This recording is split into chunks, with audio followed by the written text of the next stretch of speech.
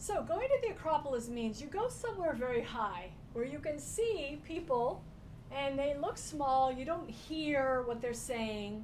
You don't feel the emotionality, because with emotional contagion, we can absorb other people's feelings, and when they're unwanted feelings, sometimes they get overwhelming. So if you're at the Acropolis, you don't have that. Here you are, high above. It could also be maybe like the penthouse of a office building, if you prefer that metaphor. But basically, going to the Acropolis is where wise people are. That's where wise thinking happens. You have some distance from what's happening in the situation around you. You get some perspective. You could see the big picture. Another way is you could access the quiet, and that means quiet also emotionally, because of emotional contagion, we can easily absorb other people's emotions, especially if we're sensitive people. And then if we absorb that and then we get angry or frustrated or whatever the emotion is at in the situation, we might not be able to feel calm and quiet. So going to the Acropolis is like you're going above the emotions. You're just seeing what happens. And it's like seeing a traffic situation. When you're in traffic, you look around, there's traffic, you think there's a lot of traffic.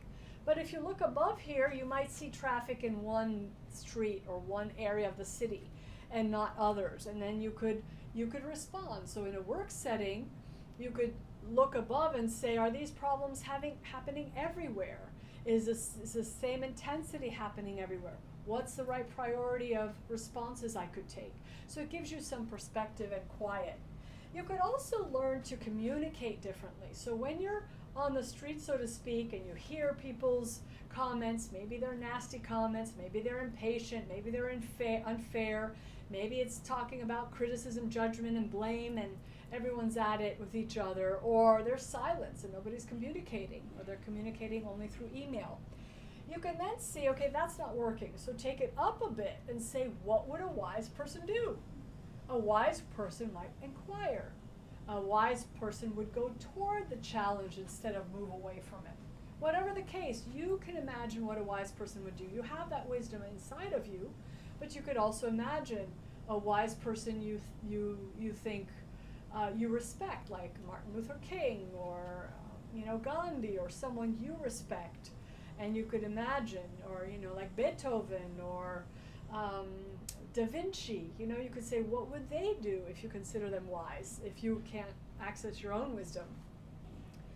In addition, you could connect with a vision, because sometimes when we're on the street and we get into the weeds of things, an operational viewpoint, and maybe when we go up, we can access the visionaries. Like, why are we doing this again? What is the point of this? What is the intention? What do we want to achieve? And that helps you reconnect with a bigger vision, which then puts things in alignment, in perspective, and can help you go back to the street level, so to speak, with a wise perspective, instead of ready to say, I'm right, you're wrong, I'm going to dominate you, I'll show you I'm smart, you're less smart.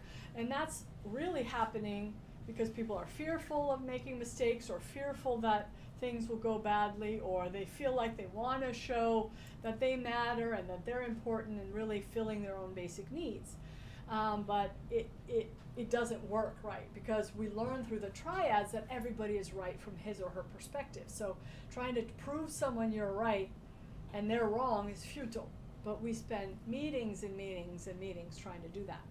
So these are the benefits of going to the Acropolis. And so when you sit there, you sit above position, power, prestige, money, and you're really trying to work at the human level. What do we all need to feel resourceful, to feel good, to feel confident, and do our best in the context at hand?